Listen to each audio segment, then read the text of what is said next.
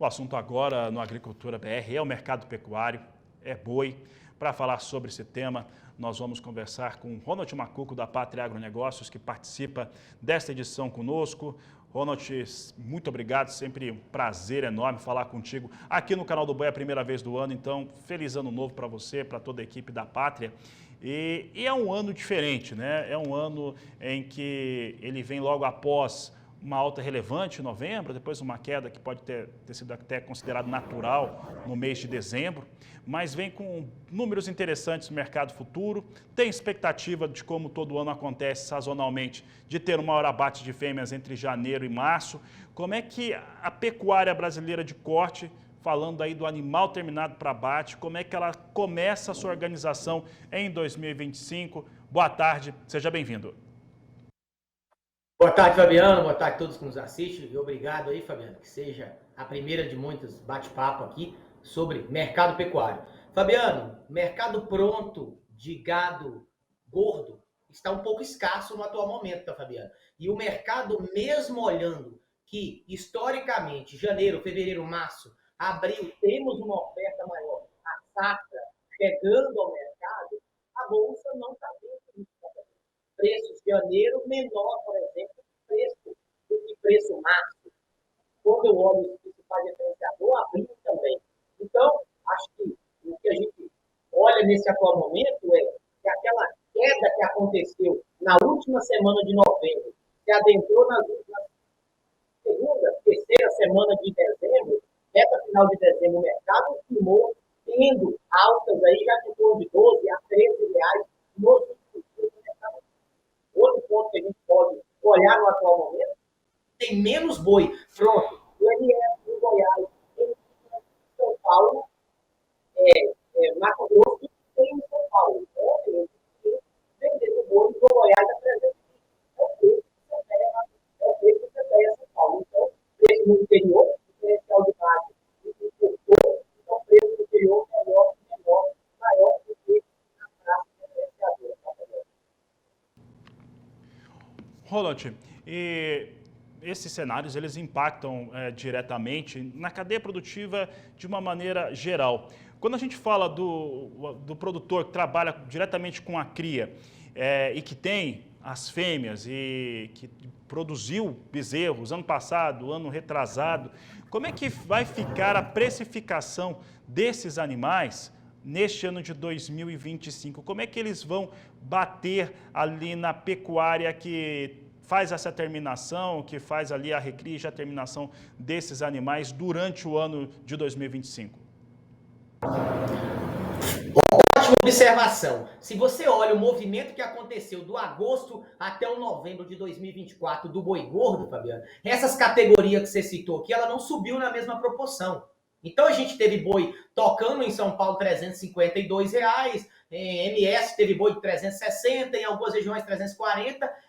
Fêmea, vaca parida, vaca boiadeira, não veio nessa mesma velocidade. Bezerra não veio. Se a gente abateu nos últimos 3 anos, sabe? 2022, final de 2022, 23, 24, muitas fêmeas, e o total de animal abatido é muito interessante, porque quando você olha em 2021, o abate de animais total projetado aí foi próximo a 28 milhões de animais.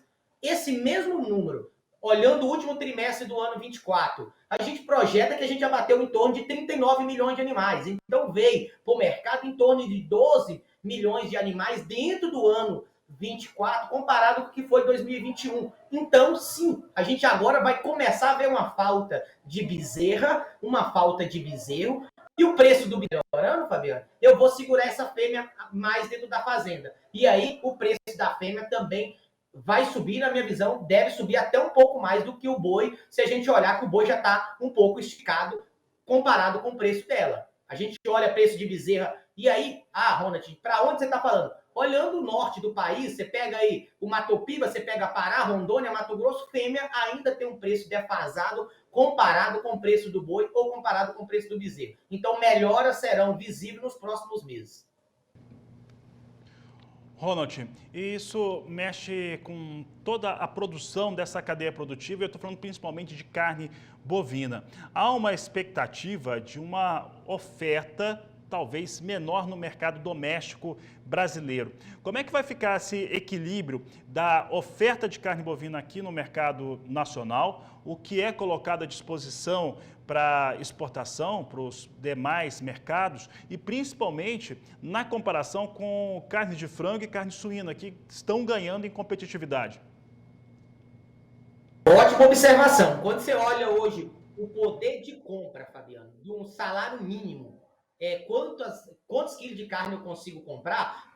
Em meados de outubro, a gente chegou a bater 78 quilos, um salário mínimo consegue comprar. Nesse atual momento, está próximo a 75, tá, Fabiano? Então, olha para você ver como o mercado tá nos dizendo que vai andar o ano de 2024, 2025, a gente deve ter consumo doméstico estabilizando ou até tendo correções comparado com 2024 por um fator. Não é porque o poder de compra vai diminuir, mas sim porque a gente vai ter o preço da matéria-prima, e não só do boi, mas do frango e do suíno, manteve. Se você olhar aí de outubro de 2023 até dezembro de 2024, o frango subiu, o suíno subiu, o boi subiu. A carne no atacado subiu.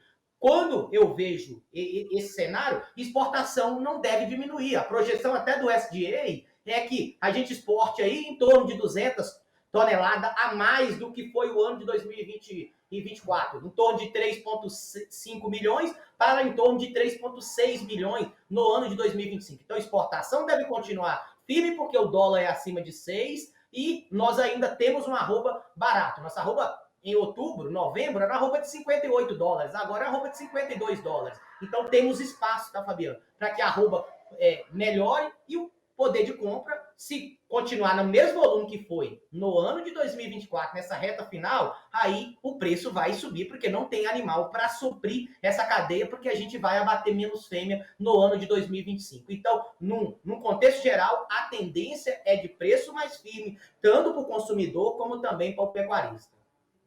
Ronald, e aí falando do pecuarista que entrega o animal pronto, uma situação de mercado é que quando os preços estão com aqueles picos mais altos, eu digo pico e não média, né? E a média eu considero mais importante de preços do que aqueles momentos em que ele dá aquela disparada, mas é justamente neste momento em que o mercado fica muito mais, eu diria, comentado, é que quando se tem a menor quantidade de animais para se ofertar numa situação melhor de preços.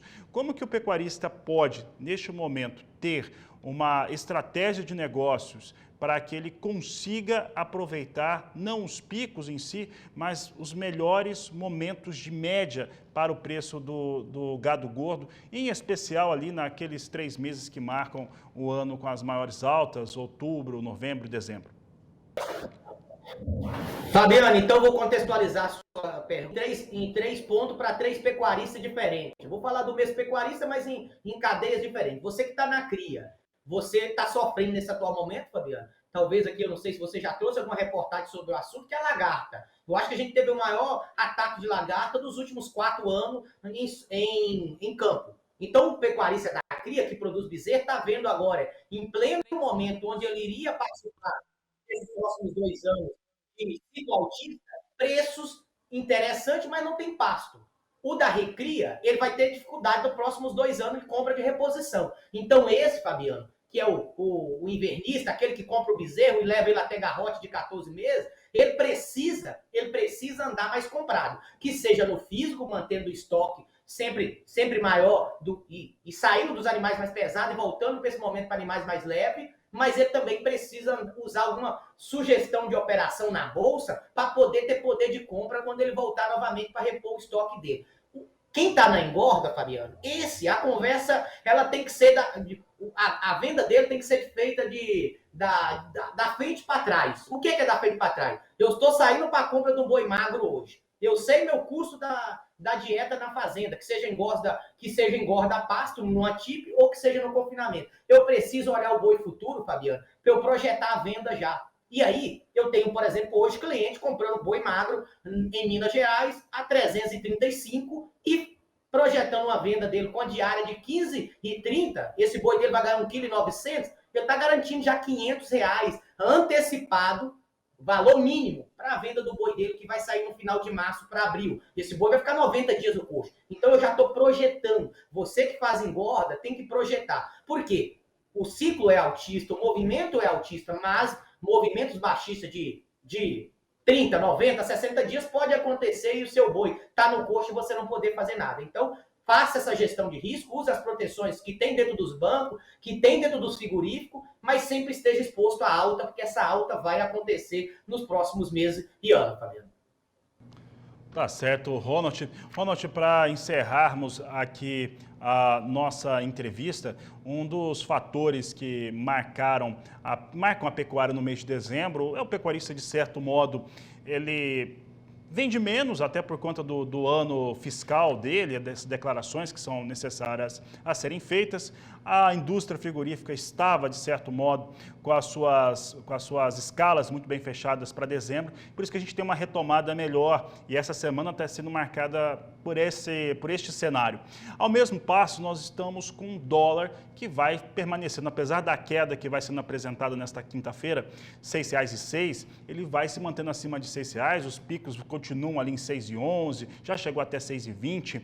Esse dólar mais alto, que tem sido um fator muito importante em relação à exportação de carne bovina, que tem conseguido não só um faturamento recorde em dólares, em reais também, como é que esse fator ele acaba ajudando ou influenciando de alguma maneira a formação desse preço do boi gordo, o boi gordo no preço que é pago ao pecuarista? Fabiano, no começo do nosso bate-papo aqui, a gente falou que São Paulo perdeu um pouco da relação que era o grande formador de preço, até com o indicador da Bolsa, quando você olha no interior. Então, olha para você ver, eu tive um cliente no Goiás onde vendendo boi 320. Então, não existe diferencial de base para São Paulo, porque o CPE trouxe um boi 322, 323. Tá, Mato Grosso 320 também, cliente vendeu pontualmente. É a realidade para todos os pecuaristas? Não. Por quê? Qual é o principal fator, Fabiano? É que tem mais plantas habilitadas no interior do Brasil, hein? MS foi um grande beneficiário, Pará, Rondônia, Mato Grosso, Goiás em si. A gente perdeu aquela formação de preço que a exportação tinha em São Paulo. Trazendo isso, Fabiano, no ano passado houve muito burburinho na reta final do ano, a China vai reatualizar contratos para baixo, mas quando se falava isso, ali em meados de outubro para novembro, o dólar estava flertando na casa dos 5,80, 5,75. Hoje é um dólar acima de 6, sabe? Em alguns momentos 6,10, 6,20, como você citou. Então isso também traz um suporte para que a nossa arroba não tenha correção, porque a exportação vai pagar mais. E hoje, quem é o país que tem volume de carne exportada, Fabiano? Nós somos o grande player do mercado. Ah, mas aparece a Argentina. A Argentina está com a arroba 8 dólares acima do que a gente tem. Paraguai é o único país hoje que está com a arroba parecida, mas não tem volume. A Austrália também está com a arroba parecida, mas não tem volume. O abate de prêmio desse, então, com a projeção, o dólar aquecido, faz com que essa exportação, que foi muito positiva no ano de 2024, ela continue no ano de 2025. Nós estamos na segunda semana de 2025. Nós temos que acompanhar até para confirmar a minha fala aqui. Mas, no contexto geral, ocorre para a exportação trabalhar positivo no ano de 2025.